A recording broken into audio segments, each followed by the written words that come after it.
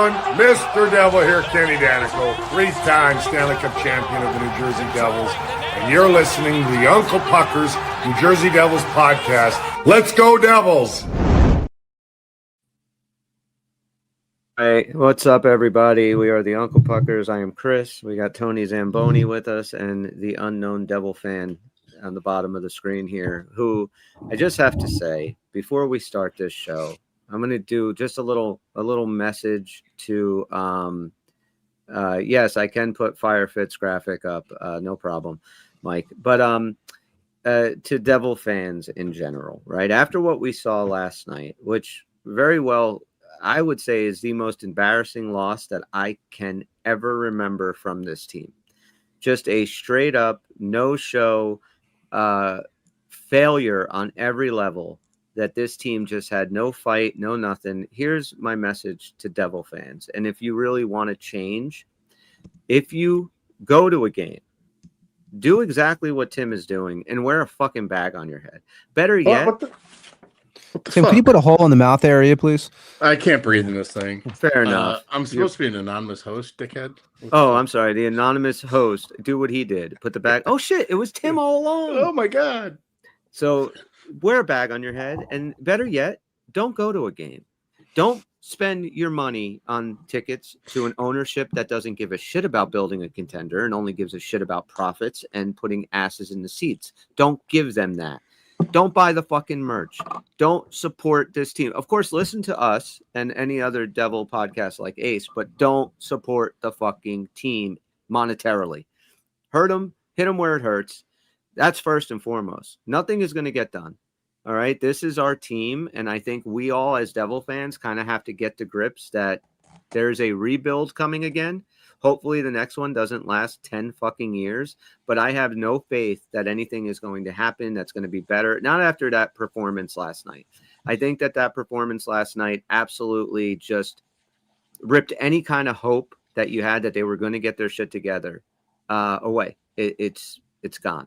How this team can sleep at night after that fucking performance is beyond me. But nothing will change because if people keep showing up to games, then you're gonna, and the place is making money and the ownerships are making money. They're not gonna give a shit because despite the product on the ice, they're still making bags of fucking cash. So we got to stop that. Like, just fuck this team. Don't support them monetarily. Don't fucking do it until they can prove that they actually give a shit about their fan base and are willing to do something to make this team better. That's just my 2 cents to start. Anonymous podcaster, what do you think? Yeah, I mean, I agree with that. I hate to say it because, these are expensive things that people buy well in advance and look forward to going to. And going to a game and going to an event is a fun outing. But if you can find an alternative, do it. Like I'm still gonna watch these games. It's like Curb Your Enthusiasm. It's like, fuck you, I'll see you tomorrow. And the biggest and most disappointing thing, a couple things. So I saw a bunch of people post today that the ticket sales reps, they're literally posting the voicemails from their ticket sales reps, like calling them today. It's like, that shows that area of the business doesn't give a fuck. The fact that Keefe, nothing from Fitz, Keefe practice business as usual at noon, no show, no sign of Fitz, nothing happened. And it's just like, how does nothing happen after that win? And the Devils they've been blown out a few times this year. They've been blown out a few times last year. Like this is not a new thing. Like this is the worst one of them all. And they've had some awful games. Like Wayne Gretzky called them a Mickey Mouse franchise after winning like 13-4 in 1982. Like the problem is that team was a Mickey Mouse franchise at the time. We were supposed to be something this year, and they're not. And the levels and layers of frustration and anger in this fan base is completely justified. And if you want to vote with your wallet, do it, because the Prudential Center was the 9th highest grossing venue in America last year. the owners are about to get a $300 million tax subsidy to renovate the Prudential Center. So that's the New Jersey residents, your taxpayer dollars going to that. So the owners don't give a fuck. The owners don't give a fuck about us. I see people tweeting at Josh Harris all day.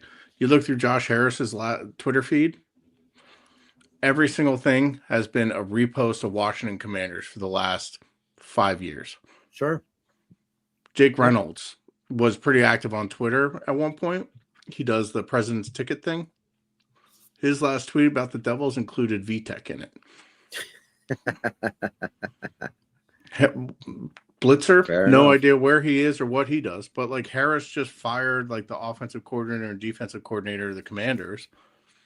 Why can't we have that? You know, it's just what a shame, man. What an absolute shame that what this organization has become. Like I'm kind of, I don't know. I'm like in the middle of the stages of grief here, like in terms of like moving from anger to kind of despondence to maybe I'm going to go get a fifth of whiskey and a rope later. Just for legal reasons, I'm probably not going to do that. I just got a haircut. You think Put on I'd an in excess record and I know. love Sorry, it. Tony. I went on forever, man. How are you, No. buddy? There was Did a you get game to last watch this night? game last night? There was a I game was last gonna- night. No, man. And I for the ticket reps that we're talking about too, I actually feel bad for them because selling tickets right now must be like trying to sell a disease, you know, to people. I mean, I just can't picture it being an easy sell. But yeah, no, it sucks, man. I don't know. I was talking about this maybe last week with you guys. For me, like it's just not even fun watching right now. It's like miserable. Like it was the same. Chris, I related to football this year. It was absolutely miserable turning on the games.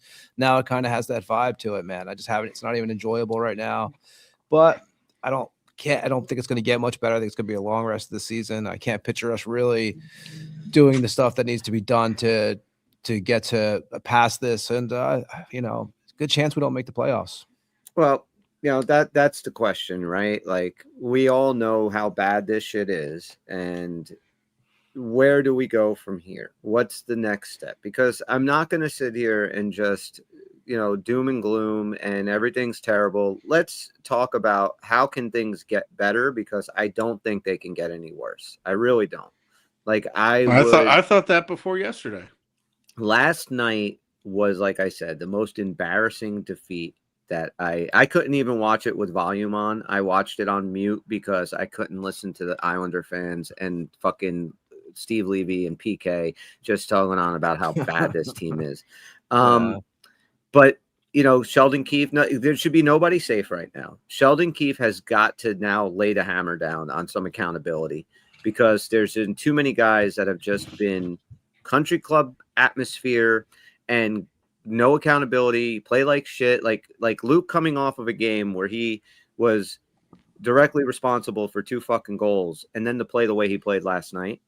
Like, is this kid, I mean, is he so mentally fucking weak that the fans booing him just destroyed him and he forgot how to fucking play hockey? Like, I'm so tired of how soft this team is on every level. On a game where you played hard against Carolina, and if mistakes weren't made, you probably had a good shot of getting at least a point out of that.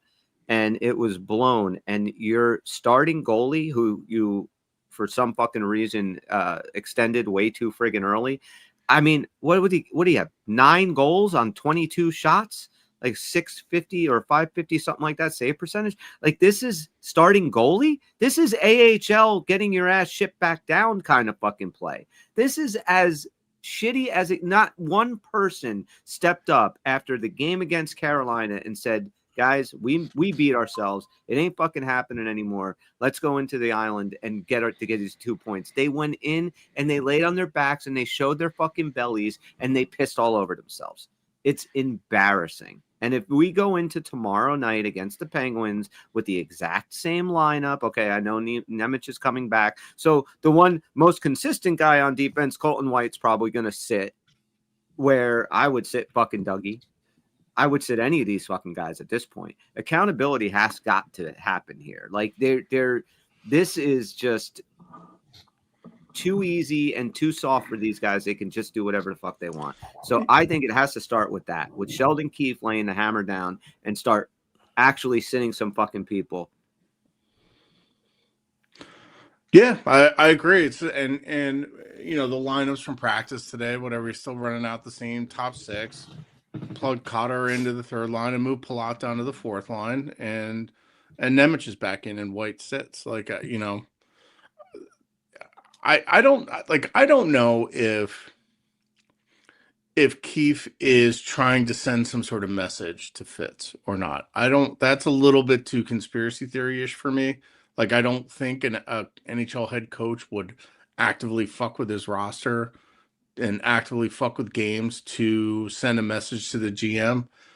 Like, I'm torn on whether he should have pulled Markstrom last night. Like, that's a good question. Like, yeah, you leave him in to kind of wear it because, you know, probably the second and third, like just straight shots, like you got to stop those. Like Sorokin stopped Luke from a similar shot that he had, that Duclair had. Right. So I didn't know we could do that. That's fun. But, you know, keep running out the same lineup and you get the same results. And it's just like, I don't know, maybe keep screaming for fucking help here. And every goddamn day I see one of these stupid fucking aggregator things, this NHL rumor report and NHL news, and that quotes insiders that are like, the Devils are trying, the Devils are trying. It's like, shut the fuck up. Stop trying. You know, like Star Wars came out 45 fucking years ago. Like, there is no try. Only do. Just fucking do something, man. Like, fuck these guys. It's just like, it's so disappointing. And like, so last night, right? One of the bigger news was like, hey, we outshot them. Yay. We outshot them. Fucking great. Is that what we're hanging on to? And I saw some people being like, oh, Dougie was on the ice for 17 shots for, 2 shots against. It's like, yeah, but he was also -2. So those 2 shots went in. And I have some numbers here that just wanted to read off. So while they did have 44 shots, they had 30 low danger chances. And yes, like 7 high danger chances. Yeah, and the high danger chance advantage was 7-6. So we are just not getting decent quality opportunities to score goals, and that continues to be the main problem. Yeah, Markstrom gave up 9 last night. The defense is a fucking disaster, but if we can't continue to score goals, like, that's a major thing. And Mike Rupp pointed something out this morning, was the Devils also had 0 penalty minutes. Like, you're getting your fucking balls stomped on. Like, start a fight. Yeah, do something dirty. Like, they're soft as fuck. They don't fucking do that. Just moping around doing the Nico sad face. It's like, I'm fucking so tired of these pussies. You know what's frustrating to me? And I got an email from a listener about this, and I actually want to talk to you guys about it. Like, you see Washington bring that kid up a couple of nights ago, right? And the kid fucking lit it up. Like, I don't even know his name, right? Like, we have nobody that sparks this team. Like, everybody in development, like I remember a few years ago, like 3 years ago, and NHL.com had the best prospect pool in the NHL. What teams? And it was us and the Minnesota Wild that were tied with the deepest, best prospect pool. That's gone. Like, we have nobody on deck. We have, nobody in the actual lineup. There's no difference maker on this team. And look, I blame everything from leadership down to, like, the guys on the ice have to be held accountable here. Like, the play that is happening, and guys like, they're talking about Palat in the chat. Yeah, guys like Palat, guys like Hamilton, they need to go. They need to sit. Something needs to happen, because this is the definition of insanity, right? We just keep on doing the same fucking thing. Touched on something that I've been meaning to bring up too, and we haven't really talked a lot about is, aside from Fitz, and this is why I really like the one part of me that is like, be careful what you wish for with firing Fitz. I know we probably need to get rid of him. Is the alternatives are, internally, which is probably what it would be, are Dan McKinnon, who runs Utica and is the AGM, and Utica's been one of the worst teams in the league, or Kate Madigan, who oversees player development. And when was the last time, like you said, like, we've had someone develop? Our pro scouting sucks, like that you brought up.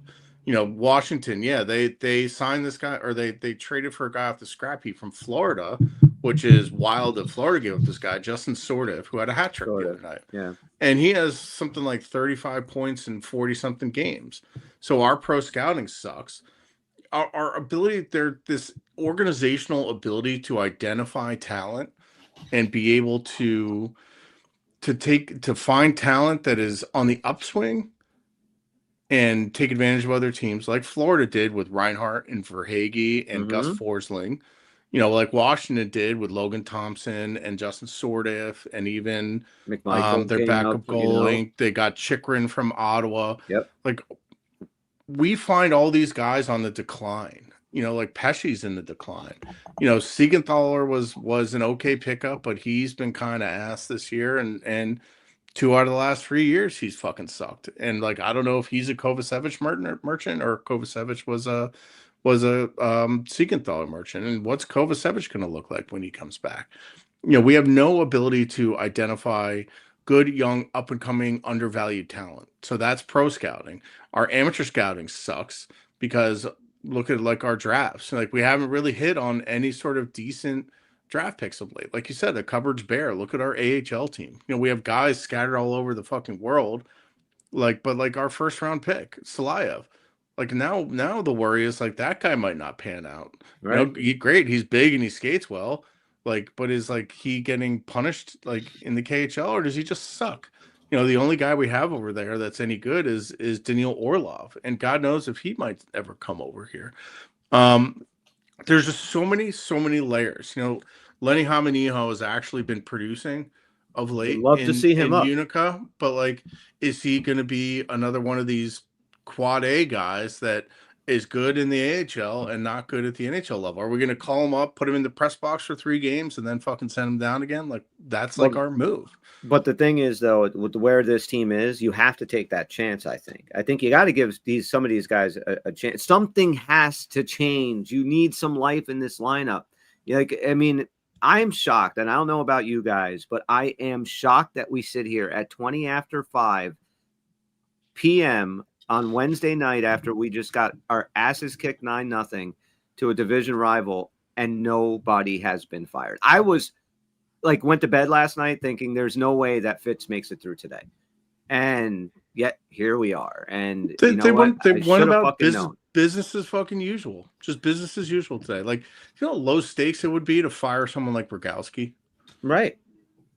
Or well, Tony, what do you think? What can be done? Is there anything that you think can be done right now that can change to save this season? This team? Not this season, no. I think it's you have to make big moves. I don't think it's going to happen. So I think in firing wise, I actually thought the opposite. Like, I don't think Fitz will get fired this year. So I don't know why. I just think that he's, I think our owners they don't care enough. I just don't think, for the last 3 years, right, we've been pigeonholed to like hoping that our guys make moves and that would save the team and give them the tools they need. Never happens. So I don't expect it this year. I didn't expect him to get fired. I don't know. I'm kind of in that mode where, obviously in my regular life watching the Devils, I kind of feel like this season's fucked. On here, I'm trying to be more optimistic and hoping that something gets saved. But in my regular Devils fan life, I think the season's in a big time trouble. And the thing that's so frustrating is like they're all still there. Like, this team is still capable. Like, the team can make the playoffs, but they're not going to. Like, it's all right there for you. And guys that are, I'm so tired of seeing Jack Hughes do absolutely nothing with the fucking puck other than cough it up. I am so tired of seeing Bratt not coming to Timo Meier, guys like Bratt, Timo not coming through, not pushing play, not being the guys that we've seen them be. It's like everybody is a shell of themselves this year. You know what was telling today, Chris? What? Is that if you listen to today they did the press conferences, we had like Brown was talking today. I believe it was him. I don't know if you saw this, Tim, but he made a comment kind of like, we don't have like the toughness. We don't have that aspect. He kind of said it flat out. We don't have that aspect, but you think we can come up with something. That sucks though to hear that, because we know this. Come on, it's, we all know this, but it's without that, this is what you're going to get. I think it's just going to keep on like his tires are going to keep on spinning in the mud. I don't see anything happening out of it. Yeah, and a lot of the conjecture is like, from our 22-23 team that, broke all the records, like they were predicated on speed and skill and offense, right? And Fitz saw some flaws in that, right or wrong, and he brought in the wrong kind of pieces and brought in Keefe, and they intentionally slowed us down. But the pieces that were brought in mixed with our core, we're not big enough or tough enough or strong enough to play the slow game that we're playing right now. Right. Like it is just such a mismatch of the way stylistically that we should be playing with the guys that we have versus the way we are playing and the personnel that we have. Like we don't have enough toughness or big enough wingers to be able to go in and kill defensemen on the forecheck. Nope. Nor does our play style really cater to a rush-based offense, and a lot of that is because of Luke not taking a step and his frankly regressing. Like I've been a big defender of Luke, like he is just not taking the step that he needed to this year. No. You couple that with Dougie's decline, and then everyone else on the D-core, they're just fucking grenade launchers. Like Siegenthaler has absolute concrete blocks for hands. Pesce has concrete blocks for hands. Like Colton White is fine, but he's an AHL defenseman. Let's get real here. He's okay. Like I'm not gonna kill Colton White because he's fine. Like our next guy up, Chalowski, he fucking sucks. So it's like none of these guys can pass well. Like we talked about it before. Like when was the last time you saw like a beautiful push the play stretch pass? Like we haven't had one Devils? From the Devils. Oh, like no, from a defenseman to 3 years. Brat streaking on a breakaway. 3 years? Yeah. 2 years? Yeah, Severson was probably the last guy that can hit a fucking nice saucer pass. How many like awesome camera angles do we have from MSG of like Severson just threading the needle? Like Severson, yeah, I realized he had some defensive warts, but that motherfucker could pass the fucking puck. Same with John Marino. Like I remember one of John Marino's best plays was during our 13-game winning streak against Edmonton. We scored 2 goals in like the last 3 or 4 minutes or something like that. And off the faceoff, he had a little faceoff play with Brat where he just hit Brat like darting right across the blue line, and Brat was gone and in and shot at low blocker. Like we just have no one in our D-core that does that. And honestly, I feel like they hold on to the puck too much because they're afraid to try and make a pass like that. Like it's just everything. There's just so much fucking going wrong with everything. And one of the more telling things and sorry, I'm going on and on. I apologize. No, go ahead. One of the more telling things that happened today in Keefe's media availability is Nemec is back, right? Yes. And Keefe said and I'm actually like, I don't know if this is like a coded jab at everybody else or if it's just Keefe saying like speaking plainly, but he's like, he's the one guy that, that the offense is working for and was fine in the back of the net. It's probably not the best thing in the world to have that be a 21-year-old defenseman. Right. To be like, he's the one guy that's burying the puck, be a 21-year-old defenseman. It's true, but it's kind of fucked up. Well, I also think I was thought about this a lot last night. How much better this team would have been with Quinn Hughes on it. Like, oh my God, to have a defenseman that can move the puck like that. And, he would have found the guys. He would have found Brat. He would have found, Timo. The same thing he did in Vancouver. He's doing in Minnesota. Like, he is a play driver. And, again, we lost him because of shit that Fitz did. It's directly on Fitz and his terrible contracts and everything else. That's going to be something. I'm sorry. No, go ahead, Tony. So that's going to be something, too. I think I heard Ace say this, actually, so I want to give him credit, that for years and years, it's going to be remembered that, like, whether people want it, Luke, or not, like, we're not getting them now, pretty much. I mean Quinn. Quinn, I mean, yeah, we're not getting them. It's pretty much obvious. I'm talking about, I don't think he ever comes here, possibly. I agree. And it's kind of, it's going to fall on Fitz. That's going to be one thing he's going to be remembered for, is not making this thing that a big part of the fan base wanted, whether some people didn't think it was necessary or not. I see both sides of it, but this is something that a strong majority of the Devils fans wanted to see, so. It's all a mess right now, and there's I mean, nobody.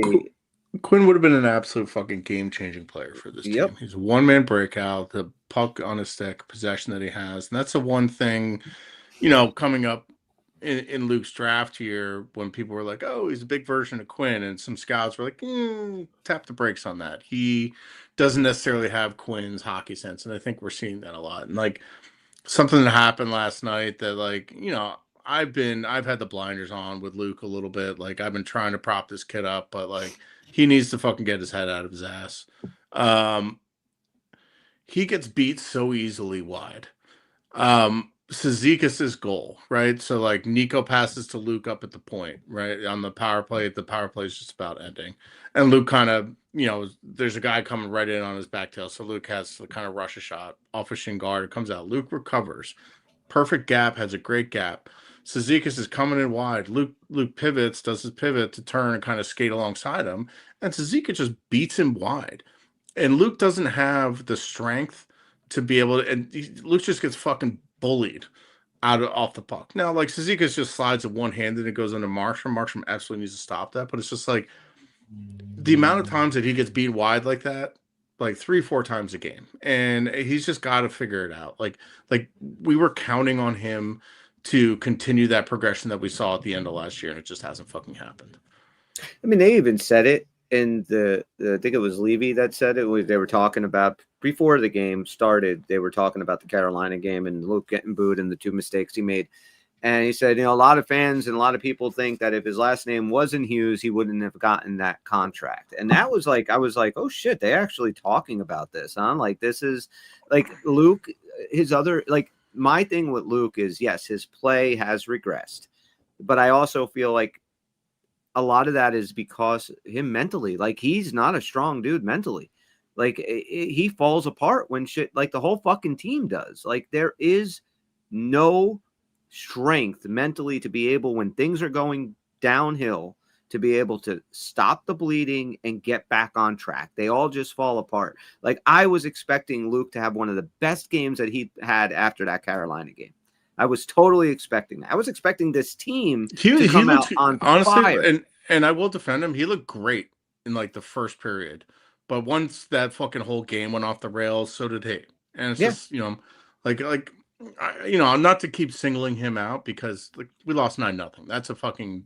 That's a team number. Like I don't necessarily want to single anyone in particular out on that. That's more points than the Raiders scored their last 5 games of the season. Unbeaten in 2026, motherfuckers. So we were gonna do this because I had a pretty Unbeaten fucking in heartbreaking 2026. loss. I had a pretty heartbreaking loss on Sunday night. Not sure if you Yes, guys you noticed did. that or not. So I was gonna say is like who's leading the misery scale right now, but it's got to be Tony by a fucking mile. Tony, the Raiders won what? 3 games? Yeah, 3 games. How many games did the Ravens win this year? I think they were 8 or 9. I think they were 8. I think they were 8 and I think they were 8 and 9. I think that was I think they 8 and 9. Yeah. The Vikings were 9 and 8. So okay, so Tony definitely has it the worst because we're all in the same boat with the Devils. Plus I get that little consolation, like, which again, I've not seen my team do nothing but shit the first round draft picks, since the existence. But you have that little thing now. We can kind of in Vegas, there's like first round draft pick thing going on. So I mean, but it was miserable. And that was I was saying earlier with this hockey season. It's like, Chris, like those Sundays where usually you enjoy them, even if your team's just okay. This was just misery this year. Yeah, and that's what Devil season is becoming. Yeah. Well, even beating Kansas City at the end, it's like it's cool, but the season sucked. We beat the Packers. Well, it's like what the Giants did for all of our Giants fans. Like they're like, I think the Giants are like the last couple of years they've been in a position to like lose out and get the first overall pick, and I think they're like 4-4 in games that they had to lose. It's fucking very funny to me. Well, let me ask you guys a question. Yeah, collect records. I agree. Markstrom needs to do the right thing and retire, but you got a better chance of seeing Moses. He ain't going to do that. Dubs said something and described exactly what I was talking about with Luke. And like Luke has like, he's very good straight line speed, but isn't great laterally. His lateral movement, particularly when he has to pivot and close guys out defensively, is awful. Yeah, and he doesn't have the strength. Like the amount of times like a guy will be on the inside of him as he's trying, and he just kind of lazily tries to reach around. It's frustrating. Like, look, he's still 22. I still think I still own all of my Luke stock. I think that contract's gonna be well worth it. It just kind of sucks this year. Well, my question to you guys is, do you think, because I don't know if I haven't seen any of this stuff reported, and I'm curious if you guys have, do you think there's a problem right now in the dressing room as far as players with each other, and or is Sheldon Keefe close to losing this locker room? Because it seemed to me after last night that he lost his fucking locker room, that these guys are not playing for him, and that really worries me. But I don't feel this I don't feel like there's, for some reason, it doesn't seem like there's inner issues. I just think it's a deflated bunch. Like, it's just they're feeling it now. Like, that whole, like, the reality setting in. I think it's more of a deflated bunch than a locker room that's in turmoil. Okay. What do you think, Tim? Winning fixes everything. Well, you know, and losing has the opposite effect. I think I don't know if you watched Dylan's post game last night. No. It was actually pretty good. It was an interesting. Wanted nothing to do with that team after that game. Go back and listen to Dylan's post game, because I'll just get the Cliff Notes from you. But he was mostly at a loss for words. He's like, we're not listening. We're not, he basically more or less was like, we're mental midgets and we're falling apart. Yeah. And, I think that is kind of it. And yeah, we can't get Kovacevic back. We can't right now. He's skating in a regular jersey. He's ready to go. I was joking about Fitz needing to forfeit. The more I see these insiders say, like, Fitz is trying to unload money, like, we might fucking start forfeiting games because of this. His incompetence is fucking off the charts right now. How badly he took a really good meat of a team, right? Like you said last show, right? The bones are there. The team has good bones, and to fuck it up this badly, it is epic how badly this man has fucked it up, and he still has a job. That is just something I don't get. Like, I was emailing back and forth with Mike DeCaro, and you had mentioned it, and I said to him, like, you fire Fitz, it's an interim guy, whoever comes in, nothing's going to get done because they're not going to have the power to make a big move because you're on a fucking interim basis. So you could basically throw away this whole season, and then next year, hopefully, you can hire somebody that, knows what they're doing and make the changes you need to make. But that doesn't help right now. So, like, to me, fire Fitz isn't going to make this team any better. I just want him out of the fucking organization. Like, I just think he's a fucking douchebag, and I don't want him to be a part of my favorite fucking hockey team. So that's the other thing. Like, is there a problem with Sheldon Keefe and Fitz in their dialogue? Is Keefe being told, like, no, you're not sitting Hamilton, or you're not doing it? Like, that's just what I'm curious about. Like, is there some type of rift there? Because it seems like everybody's on a completely different page. That's the only reason why I ask it. Tony, you want to take that one? I don't know. I mean, I don't know. I really don't know if there's like issues between those two. Like I said, I just, I don't understand Fitz. Again, you said all the bones of the team, but then if you don't have a spine, it ain't gonna work. I mean, I like that, Tony. Yeah, I mean, that's one thing. But I mean, I don't know what Fitz's game plan is, because it's been so frustrating, as we keep on talking about for the couple of years, that like the team, when you need something and you just don't get it, I don't know. It's like there's no hope. That's the problem. Is you watch other teams, they have hope. Look what Minnesota's doing and teams like that with the moves they're making, but we don't have that hope. And we haven't had it for years. I mean, even last year we picked up a few pieces, but really, what is that?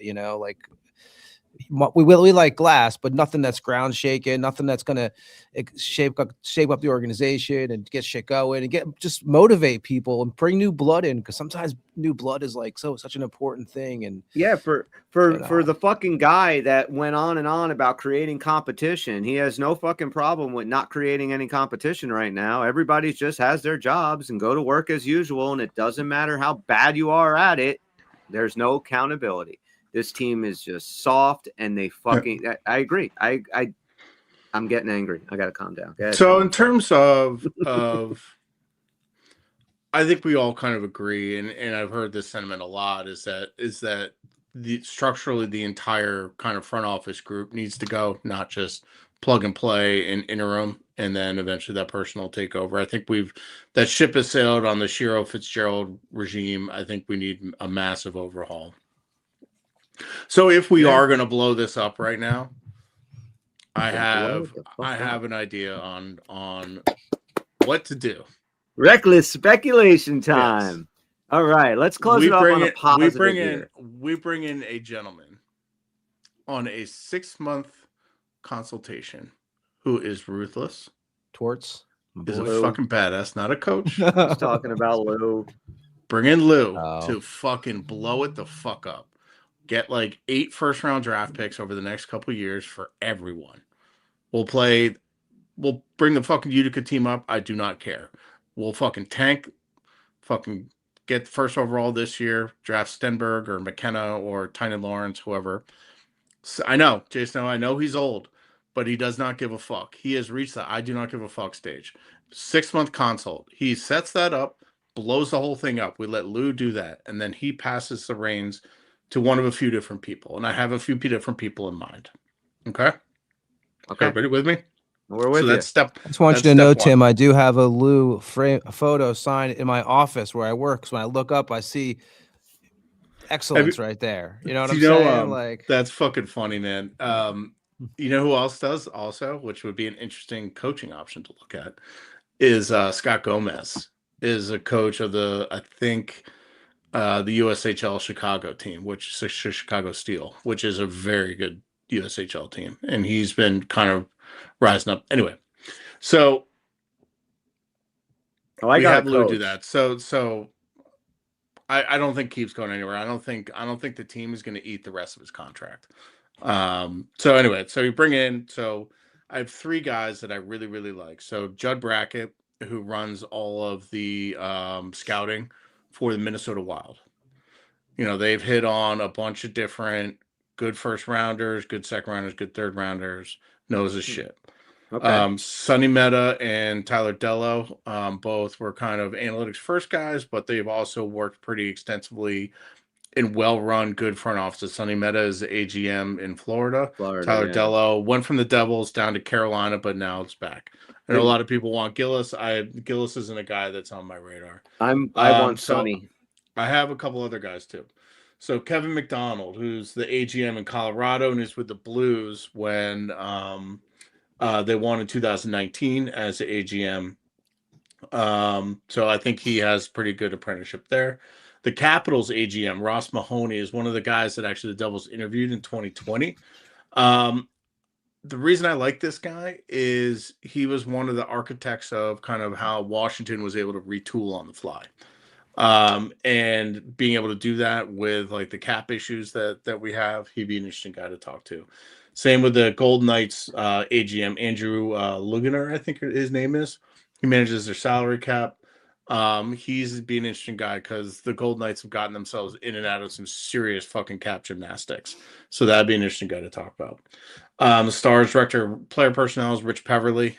We all know who he is. And Penguins AGM, Jason Spezza, both have been dubbed as like the next GMs. So like the whole point is like, you know, Bill Zito was an agent. What was Jim Nill doing before this? You know, you look at Darsh, who's now in the Island, who was under Breezewall, who was under Yzerman. You know, Breezewall wasn't Breezewall before he became Breezewall. You know, it's like finding that next guy as opposed to recycling a Chuck Fletcher or who's the other fucking guy that keeps coming up? I forget. You know, or even like John Chayka, who was in Arizona. I will take any one of those men that you mentioned because none of them are named Tom Fitzgerald, and I'm okay with that. So the idea of bringing in a guy like Lou to just blow it up and put everybody on the block and build a team from scratch would be a lot of fun to watch. It would be a lot of fun. And it would be a lot of fun to cover and do the show and stuff. But it'll never happen. I'm with you. No, of course not. Of course not. But I love the idea. What What were you I gonna say, said no. I Tony? said the same thing. It ain't gonna happen though. But you know what I mean, bothers me too? between Jack, Brett, Timo, and Nico, we could probably get 6 first-round draft picks. Yeah. Yep. I agree. And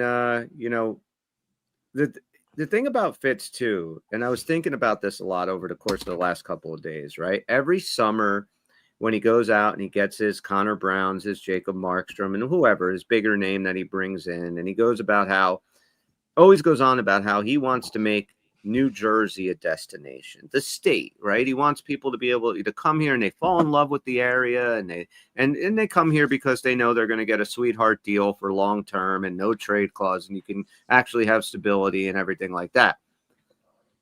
Back in the day, the only reason people came to the Devils was because they had a legit chance to win a fucking Stanley Cup. Stop trying to get people to move and come to this team because you're selling the area. How about you get them to come here because you are putting a winning product on the ice and giving these guys a legit chance to win a Stanley Cup? His priorities are so fucking out of whack, in my opinion, that I don't know. It pisses me off. Yeah, Like, it's this kumbaya family thing. We're creating a family here. It's like what has that people will gotten come us? here. You know, Bill Guerin said it the best. When Quinn went there, the first thing is like that all these guys look at is the hockey good. And the hockey is bad in New Jersey. So that's why you have to overpay and sell guys and give them ironclad fucking trade protection, because the hockey's bad. It's like the hockey needs to be good, and that's what everybody looks at first and foremost in free agents. I mean, that's what fucking sold Connor Brown, but it's like we got to get guys that are on the upswing and stop getting guys that are fucking on the back ends of their careers. This isn't the fucking 90s anymore. Guys in their 30s should not be even on our fucking radar for free agency. I would have no qualms if somebody actually did do exactly what you said. I'd have no qualms. If you threw everybody on the block and traded all these fucking guys for first round picks over the course of the next couple of years, I'd be down for that ride. I really would. I think my mental health would be so much better if we were fucking low stakes games that we're getting blown out. But like, hey, did you see that cool move that so-and-so did? Like, what happens if we get shelled again tomorrow night? Like, if we go into Pittsburgh and lose 5-1, like, what happens Friday? Where? That's my whole thing. Like, how is the bleeding going to stop here? Because the guys are not capable of doing it themselves. I don't know. And I feel like there's no reason to think we're not going to get shelled in Pittsburgh tomorrow. They're a better team. So just one thing, collect records. Yeah, Judd Brackett. The other reason why I like him, yes, the Devils Insiders guy brought him up, but he's also the goalie on my college hockey team. Oh, nice. Yeah. So, Tone, any of your final thoughts here before we wrap it up? Let's go Devils, but I don't know, man. You know, like you said, you were just said a minute ago. Next game, I don't expect. I'm not expecting much different, and that sucks. It's kind of the mode we're in now, and until we see different, I don't see a reason for us not to feel that way. And you said what's going to happen on Friday? Nothing. We're just going to talk about it again because I just don't think anything's going to be done about it. Yeah, I'm real curious about their effort on Thursday. I have the lowest of low expectations, but I mean, at this point, the edgelord in me is just kind of like, I really hope they get their fucking doors blown off. But the fan in me is like, hey, there's still a big chunk of this season left. They could fucking figure it out. Maybe this was a galvanizing moment. That's the way I want to think of it. And that's the way that I'm primed as a fan to think of it. The optimistic side of like, is this really rock bottom? Is everybody kind of having a come to Jesus moment now, and that they can all do a lot better, and that you're going to see that effort on the ice? I just don't think this team has the mental toughness or the physical toughness to actually go out there and play the way that you need to play to win a Stanley Cup or to even make the playoffs. So many other teams that are in the Metro, they just play harder than us on every level.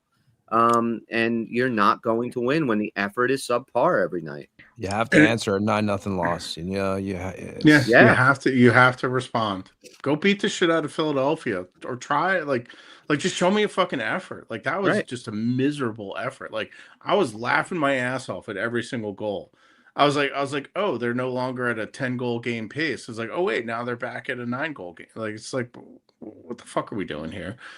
It's sad, pathetic. Fuck these guys. And I hope that this is the last show that we are going to do for a while. That is going to be the doom and gloom, break it all up. But if Tom Fitzgerald, see, here's the other thing about Fitz, right? You're still the GM of the fucking team. Just because we all want you gone, like apparently you have ownership's support. Do something. Why is he so scared to just trade a fucking player that you signed on this team? Like in his head, is he so stubborn that this group of players has to work because he put it together? So we cannot change it. We can't do anything. It's everybody else's fault. It's injuries. It's coaching. It's this. It's that. It's always a fucking excuse. Like you're still the general manager. If you watch that game, and apparently he was there with Harrison Blitzer, which is crazy that he still has a job, that he was sitting there with his bosses and they're watching his product on the ice do that. Fucking crazy to me. As owners, how do you not turn around and tell this guy, okay, maybe you're not going to just fire him on the spot, but, hey. Because they're part of the problem.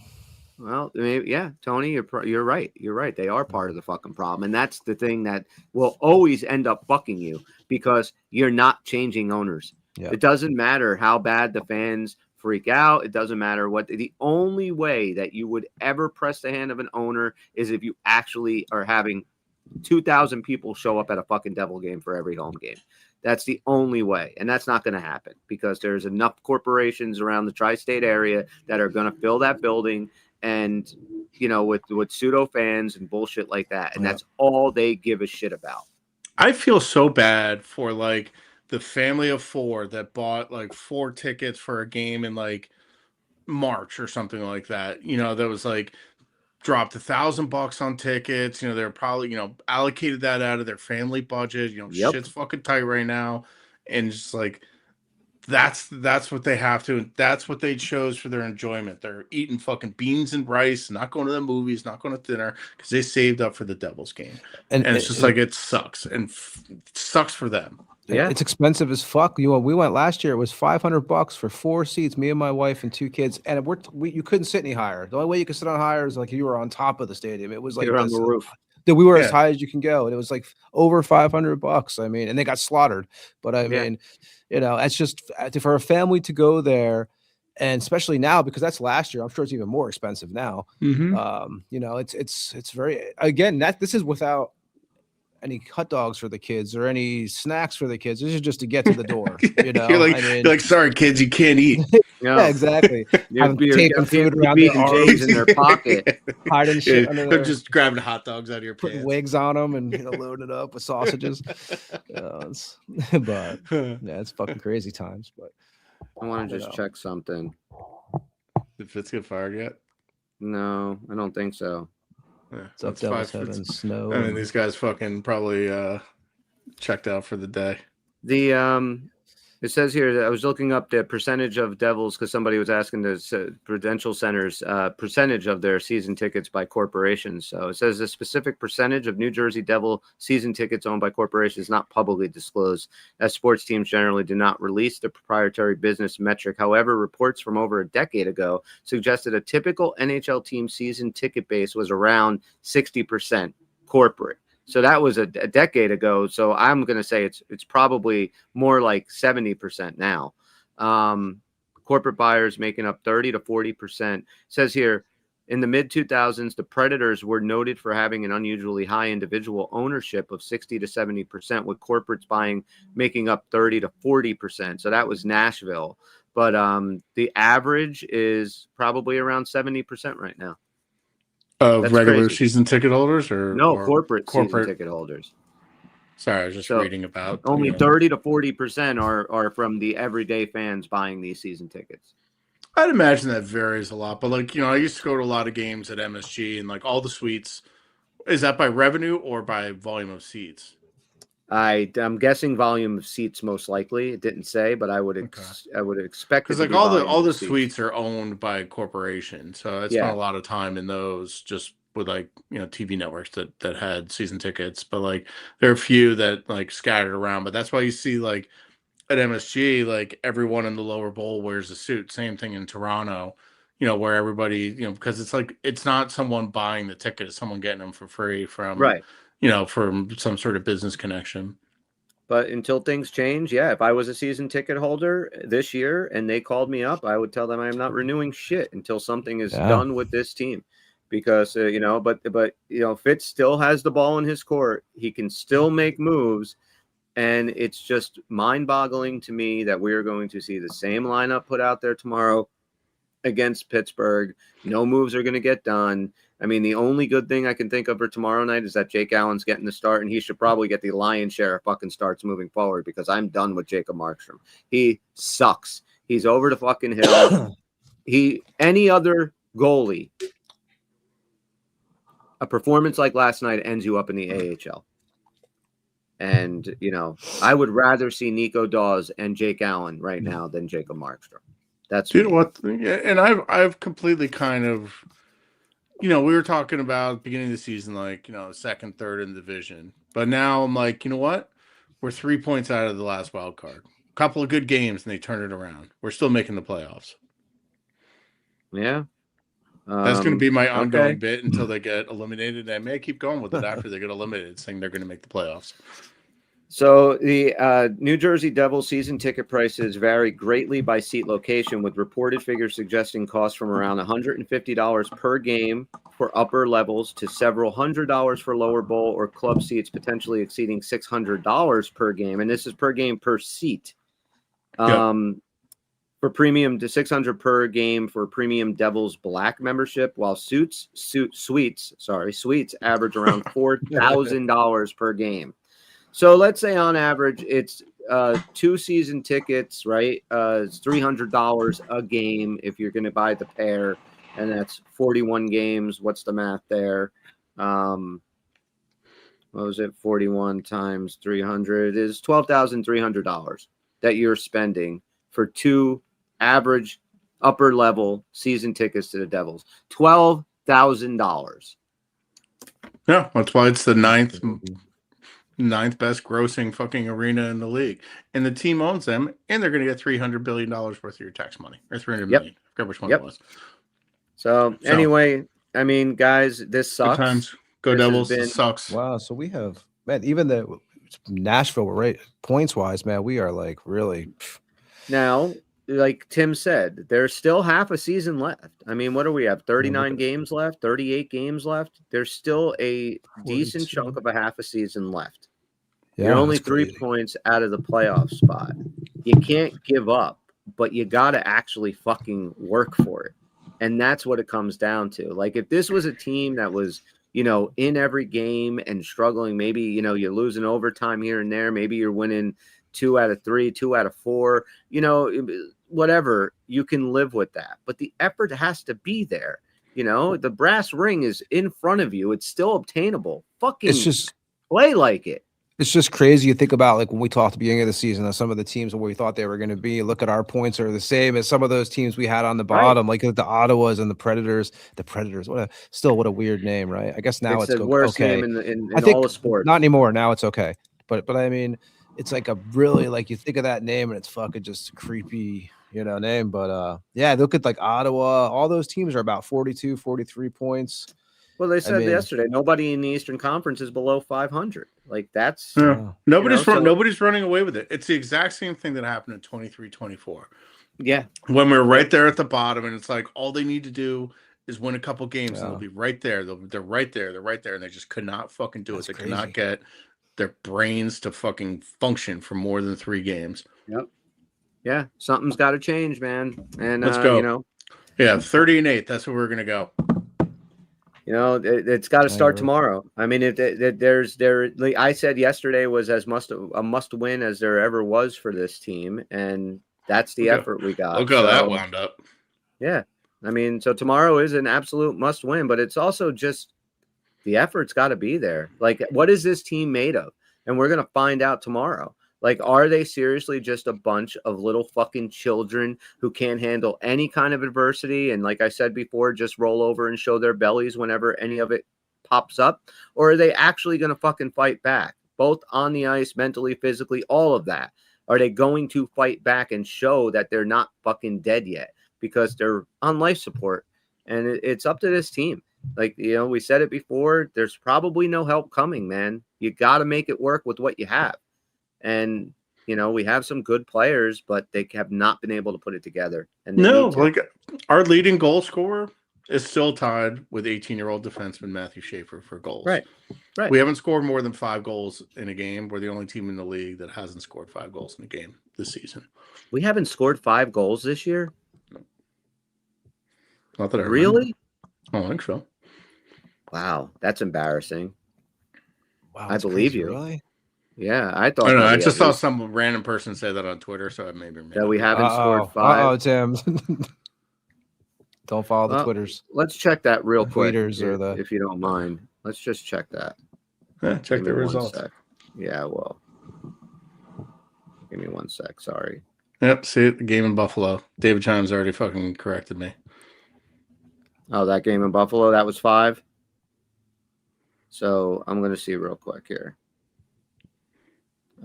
Schedule and results. All right. So let's see. We scored 5 against Tampa in the second game of the season. We scored 5 against the Edmonton Oilers on October 18th, and then we scored 5 again against Toronto. This was during our win streak. And let's see. That might be. Oh no, that's 5 again. All right, so I was wrong. So she's wrong. Should I call her out? Should I call her out Tim's for like, being God wrong? damn it, man. Never listen to people on X. I'm never listening to fucking Amanda again on Twitter. No, we've scored 5 3 times. So, all right, boys. Any final thoughts before we wrap this up? No, I'm not even going to do No. my usual sign off because the You Devils should don't just deserve change it to, suck a dick Fitzy. All right, guys. Thanks for dealing with us here. Hope this was a little therapeutic bag and on your everybody head got a there, little bit out of their system. And tomorrow's another game. We'll see if Timmy will be retiring the bag or if it's going to be coming back for another podcast on Saturday. So if you're watching us on YouTube, guys, please hit the like and subscribe and the alert bells. And if you're listening to us on a podcast forum, a 5-star review, positive comment, like, subscription, it really does help the little podcast that could. And no matter what happens this year, we will be here talking about this fucking team. Hopefully we get, a little bit more optimistic and things start going our way a little bit more, but we'll see tomorrow. Big game against the Pens. I'm Chris for Tony and Tim. We're the Uncle Puckers. We'll see you when we see you. Later, guys. Tim, we're going to turn your bag into a glory hole. Suck a dick, Valley. Fuck you, Devils. See you tomorrow.